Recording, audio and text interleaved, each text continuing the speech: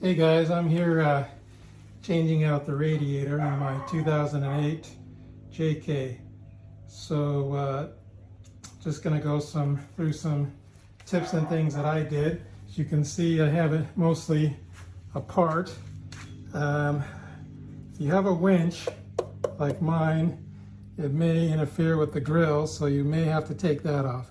And rather than create a whole new install video, I'm linking to a guy's install video who did a really good job, and it's really all you need. There's just some tips and tricks that I wanted to go over with you in regards to that video. You do have to disconnect the air box assembly. If you have a cold air intake, makes it a lot easier. You have to drain the radiator. You can do it with the drain cock, which is kind of located right down in there. I don't know if you can see it, but yeah, there it is. Or if that gets plugged up, you can disconnect the radiator hose right there and hopefully get some out. Underneath is a plastic shield. It has 3 grommets in it. And in his video, he doesn't do it till kind of the middle. I recommend doing it towards the beginning so you don't have to deal with it. So I would go underneath and take that those 3 grommet shields and loosen that plastic shield right away. You can see it down there at the bottom of the radiator. Another tip is to make sure that when you're removing the radiator fan, that all of this is removed. Makes it real easy. He says they're 10mm bolts, but they're actually 8mm bolts that hold the radiator fan in. And other than that, I didn't run into too many problems. But please note that it is different when installing a radiator and looking at some of those videos that say 07 to 014, because the parts and the arrangements in the engine and the actual engines themselves are different. So it's best if you have a 2007, 2008, I can't remember what the other motors years go to, but if you have the 3.8 liter V6, this is probably a better video to watch to do the install. So now I'm going to take off the condenser with these bolts, and then we'll go to there. Thanks, guys. All right, guys, I have removed the condenser from the radiator. As you can see, it was only 4 bolts, and then one weird bolt right here that actually goes this way, right down in there. So that is out. There's plastic shielding that you do have to take off the radiator at 2 points, kind of down below, right here, and one on the other side. So you do have to remove those to get the radiator out. So this is the old radiator. That wasn't the issue.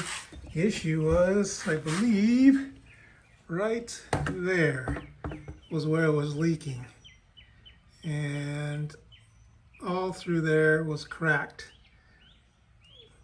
So you could see I tried to put a little Gorilla Glue so it would stem the tie, because I was too lazy to change it on the weekend that it kind of busted loose.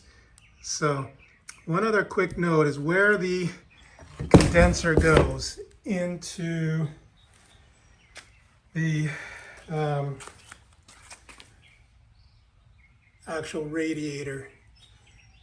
It is, I'm told that you should actually take the screws that went into the radiator. So these are the screws that go through the condenser mounting bracket into the radiator, and you should go to your new radiator, and because they're not drilled in yet, drill those in so that they're much easier to start. So I think I'm going to do that. And then I'm going to just kind of reverse all the steps and put this together. Quick note, I don't know if I'm going to put these plastic shields back on. I haven't decided yet. If they prove to be a pain, I may not even mess with them. So we'll see. Maybe that's laziness on my part, but I just kind of don't want to have to deal with it. So we'll see what happens at that point, and we'll take it from there. Okay, see you in a bit. Well, as you can see, I finished it. Put everything back together. Everything fit fine. Really no issues. Filled it up with coolant, ran it. No leaks. This radiator I bought on Amazon for $100. So for $100 radiator, not bad. I've had it since I bought the vehicle. I bought it brand new off the lot, so I don't expect to blow another one. And I don't drive the car that much, but didn't want to warrant a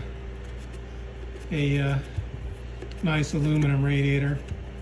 Could have, but I didn't want to go through the hassle.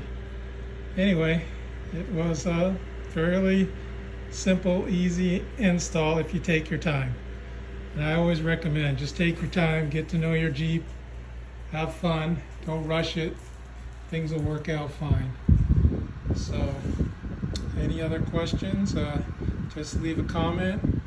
We'll go over some other things that we have in the Jeep, just to maybe give you some more videos and looks at some of the other upgrades that we've done.